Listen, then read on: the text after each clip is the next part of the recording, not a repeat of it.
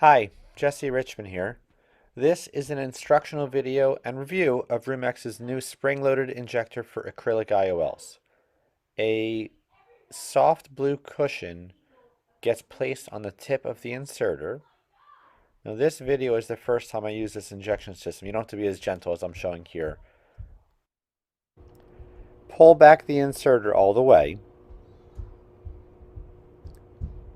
The cartridge looks like a three-piece injector, partially filled with viscoelastic, as well as each gutter of the cartridge. Now this particular cartridge is designed to go through a 2.2 millimeter incision. They also have another cartridge for a 2.4 millimeter incision.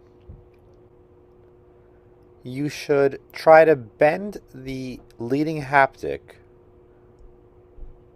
as close to the haptic optic junction as you can. You want the entire optic under the outer edges.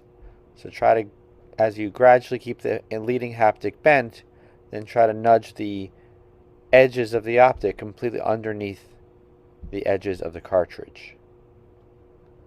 Now as you start to slowly close the cartridge, make sure that the leading haptic stays bent,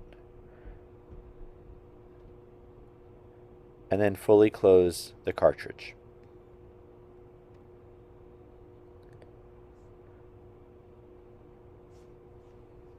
Place the cartridge all the way up in the shooter.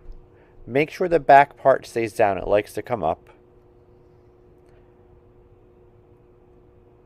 And then start to advance the pusher until the blue cushion goes into the cartridge. And if you have to, you can adjust it a little bit just with a little nudge with the forceps to make sure it goes in properly.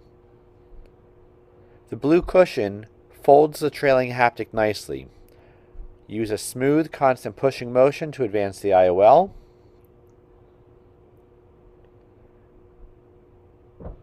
And it's pretty smooth and easy to use.